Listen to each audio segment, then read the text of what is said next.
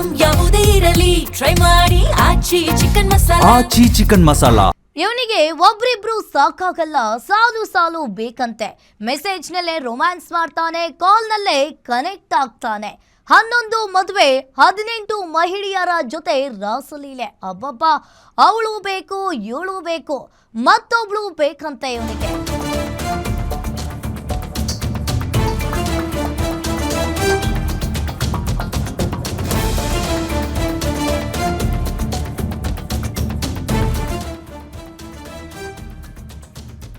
ಇವನಿಗೆ ಒಬ್ರಿಬ್ರು ಸಾಕಾಗಲ್ಲ, ಸಾಲು ಸಾಲು ಬೇಕಂತೆ. ಮೆಸೇಜ್ ನಲ್ಲೇ ರೊಮ್ಯಾನ್ಸ್ ಮಾಡ್ತಾನೆ, ಕಾಲ್ ನಲ್ಲೇ ಕನೆಕ್ಟ್ ಆಗ್ತಾನೆ. 11 ಮದುವೆಯನ್ನ ಮಾಡ್ಕೊಂಡಿದ್ದಾನೆ, 18 ಮಹಿಳೆಯರ ಜೊತೆ ರಾಸಲೀಲೆ. ಅಬ್ಬಬ್ಬ, ಅವಳು ಬೇಕು, ಇವಳು ಬೇಕು, ಮತ್ತೊಬ್ಳು ಬೇಕು ಅಂತಾನೆ. ಸರ್ಜಾಪುರ ಪೊಲೀಸ್ ಠಾಣಾ ವ್ಯಾಪ್ತಿಯಲ್ಲಿ ಖತರ್ನಾಕ್ ಕಾಮುಕ ವಿವಾಹಿತೆಯರ ಜೊತೆಗೆ ದೈಹಿಕ ಸಂಪರ್ಕವನ್ನ ಮಾಡಿ ಅವರಿಗೆ ಬ್ಲಾಕ್ ಮೇಲ್ ಅನ್ನ ಮಾಡ್ತಾ ಇದ್ದ. 18 ಮಹಿಳೆಯರ ಜೊತೆಗಿನ ವಿಡಿಯೋ ಇಟ್ಕೊಂಡು ಆ ಮಹಿಳೆಯರಿಗೆ ಈತ ಬ್ಲಾಕ್ ಮೇಲ್ ಅನ್ನ ಮಾಡ್ತಾ ಇದ್ದ. ಇನ್ನು ಸಭ್ಯಸ್ಥನಂತೆ ಮಾತನಾಡಿ ಬುಟ್ಟಿಗೆ ಹಾಕಿಕೊಳ್ತಾ ಇದ್ದ ಕಾಮುಕ ರಾಕೇಶ್ ಹಲವರ ಜೊತೆ ಮದುವೆ ಮಾಡಿಕೊಂಡು ಮರೆಮಾಚಿ ಮತ್ತೆ ಮತ್ತೆ ಮದುವೆ ಮಾಡ್ಕೊಳ್ತಿದ್ದ. ಮದುವೆಯಾಗಿ ಜಸ್ಟ್ 15 ದಿನಕ್ಕೆ ಹೆಂಡತಿಗೆ ರಾಕೇಶ್ ಟಾರ್ಚರ್ ಅನ್ನ ಕೊಟ್ಟಿದ್ದಾನೆ. ಮದುವೆಯಾದ ಯುವತಿಗೆ 1 ಕೋಟಿ ವರದಕ್ಷಿಣೆಯ ಕಿರುಕುಳವನ್ನ ಕೂಡ ಕೊಟ್ಟಿದ್ದಾನೆ. ಹೆಬ್ಬಗೋಡಿಯ ಯುವತಿ ಜೊತೆ ಈತ ರಾಕೇಶ್ ಮದುವೆಯಾಗಿದ್ದ. ಪತ್ನಿಗೆ ರಾಸಲೀಲೆಯ ಬಗ್ಗೆ ತಿಳಿದಿದ್ದಕ್ಕೆ ಆಕೆಯನ್ನ ಪೆಟ್ರೋಲ್ ಸುರಿದು ಕೊಲೆಗೆ ಪ್ರಯತ್ನವನ್ನ ಕೂಡ ಮಾಡಿದ್ದಾನೆ.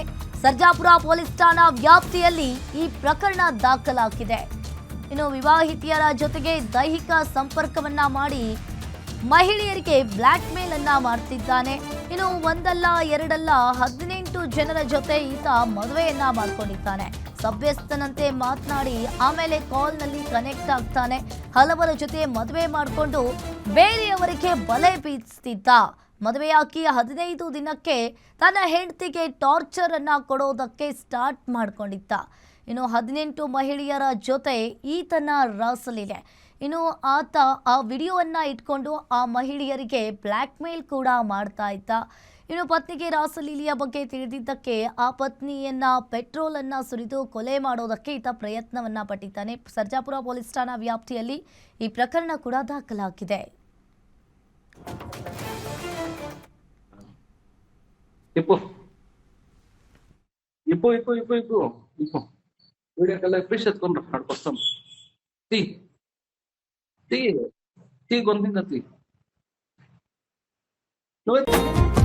కొండల్లో కోనల్లో వాగుల్లో వంకల్లో ఎన్నెన్నో వేషాలే వేద్దామా.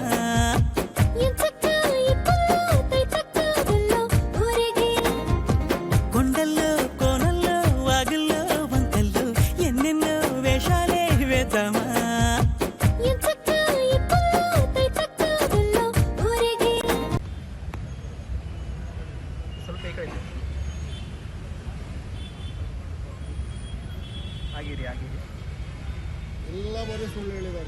ನನಗಾಗಿರೋ ಮೋಸ ಇನ್ಯಾವ್ದು, ಇದೇ ವರ್ಷ ಫೆಬ್ರವರಿ 27ನೇ ತಾರೀಕು ನನ್ನ ಮದುವೆನ ರಾಕೇಶ್ ಎಂಬುವ್ರ ಜೊತೆ ಮದುವೆ ಮಾಡಿದ್ರು ನಮ್ಮ ತಂದೆ ತಾಯಿ.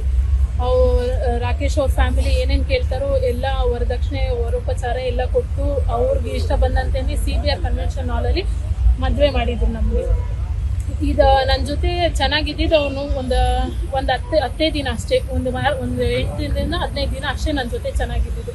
ಅದಾದಮೇಲೆ ನನ್ನನ್ನು ಮಾತಾಡ್ಸೋದಾಗಲಿ ಏನೂ ಮಾಡ್ತಾ ಇರಲಿಲ್ಲ, ಅವ್ನ ಪಾಡಿಗೆ ಅವ್ನು ಇರ್ತಾ ಇದ್ದ.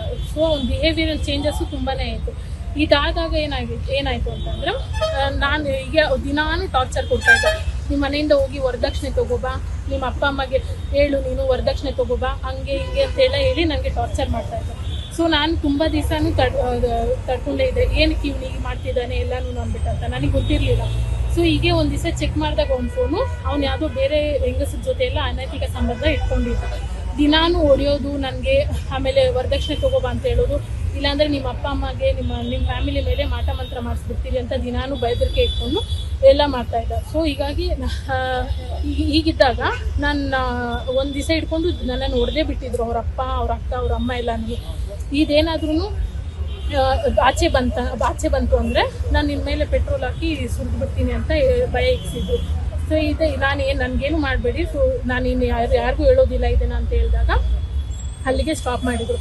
ಅದಾಗಿ ಒಂದು 2 ದಿವಸ ನೆಕ್ಸ್ಟ್ ದಿನಾನಿಗೆ ಸರ್ ನಾನು ನಮ್ಮ ಮನೆಗೆ ಇನ್ಫಾರ್ಮ್ ಮಾಡಿದೆ, ನಾನು ನಮ್ಮ ಅಪ್ಪ ಅಮ್ಮಗೆ ಹೇಳಿದೆ. ನನಗೆ ಈ ಬಗ್ಗೆ ಹೆಚ್ಚಿನ ಡೀಟೇಲ್ಸ್ ಅನ್ನ ನೀಡ್ತಾರೆ senior crime reporter Manjunath. Live ಸಂಪರ್ಕದಲ್ಲಿ ಜಾಯಿನ್ ಆಗಿದ್ದಾರೆ. ಮಂಜುನಾಥ್, ಆತ ಯಾರು, ಆತನ ಹಿನ್ನೆಲೆ ಏನು, ಆತನ ಬಗ್ಗೆ ಏನಾದರೂ ಗೊತ್ತಾಯ್ತಾ, ಏನಿದೆ ಇದ್ರ ಬಗ್ಗೆ ಡೀಟೇಲ್ಸ್?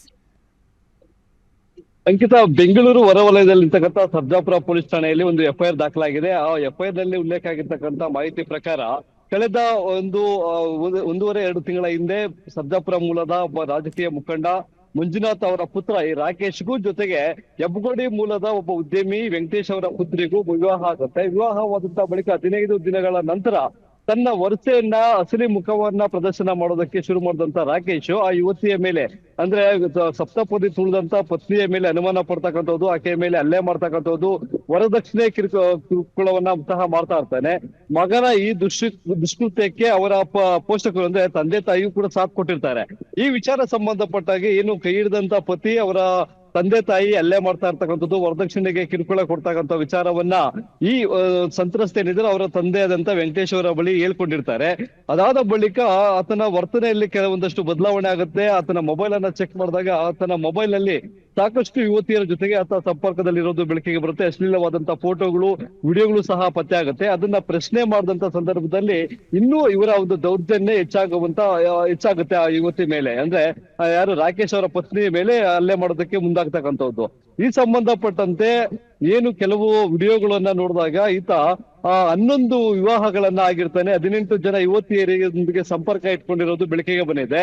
ವಿವಾಹವಾಗಿರ್ತಕ್ಕಂಥ ಹುಡುಗಿಯರಿಗೆ ಒಂದು ಮರೆಮಾಚಿ, ಈತನ ಐಡೆಂಟಿಫಿಕೇಶನ್ ಅನ್ನ ಮರೆಮಾಚಿ ಒಬ್ಬೊಬ್ಬ ಯುವತಿಯ ಬಳಿ ಸುಳ್ಳನ್ನ ಹೇಳಿ ಅವರನ್ನ ಮದುವೆ ಮಾಡ್ಕೊಂಡಿರ್ತಕ್ಕಂಥದ್ದು. ಜೊತೆಗೆ ಯಾವ 18 ಯುವತಿಯರೊಂದಿಗೆ ಮಹಿಳೆಯರೊಂದಿಗೆ ಮದುವೆ ಆಗಿರ್ತಕ್ಕಂಥ ವಿವಾಹಿತ ಮಹಿಳೆಯರೊಂದಿಗೆ ಸಂಪರ್ಕ ಇಟ್ಕೊಂಡಿದ್ದಾರೆ.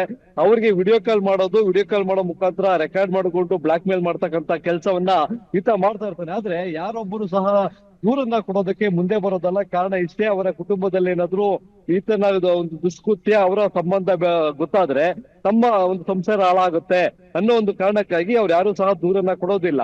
ಆದ್ರೂ ಇಲ್ಲಿ ಯಾವಾಗ ಕೈ ಹಿಡಿದಂತ ಪತ್ನಿ ಇದನ್ನ ಪ್ರಶ್ನೆ ಮಾಡ್ತಾರೆ, ಹೌದು ನಾನ್ ಮಾಡ್ತೀನಿ ಅನ್ನೋ ಒಂದು ರೀತಿಯಾಗಿ ದೌರ್ಜನ್ಯವನ್ನ ಪ್ರದರ್ಶನ ಮಾಡ್ತಾರೆ. ಅದಕ್ಕೆ ಸಂಬಂಧಪಟ್ಟಂತೆ ಈಗ ಸರ್ಜಾಪುರ ಪೊಲೀಸ್ ಠಾಣೆಯಲ್ಲಿ ಒಂದು ದೂರನ್ನ ಸಹ ದಾಖಲು ಮಾಡಿದ್ದಾರೆ. ದೂರು ದಾಖಲು ಮಾಡ್ಕೊಂಡಿರ್ತಕ್ಕಂಥ ಸರ್ಜಾಪುರ ಪೊಲೀಸರು ಇದುವರೆಗೂ ಆ ರಾಕೇಶ್ ನನ್ನ ಬಂಧನ ಮಾಡುವಂತ ಕೆಲಸವನ್ನ ಸಹ ಮಾಡಿಲ್ಲ. ಆತನನ್ನ ಕರೆದು ಪೊಲೀಸ್ ಠಾಣೆಗೆ ವಿಚಾರಣೆ ಮಾಡುವಂತ ಗೊಜ್ಜಿಗೂ ಸಹ ಹೋಗಿಲ್ಲ ಅಂತಕ್ಕಂಥ ಒಂದು ಆರೋಪವನ್ನ ಈಗ ಏನು ಮಹಿಳೆ ಇದ್ದಾರೆ ಮತ್ತು ಅವರ ಪೋಷಕರು ಆರೋಪವನ್ನ ಸಹ ಮಾಡ್ತಾ ಇರ್ತಕ್ಕಂಥದ್ದು.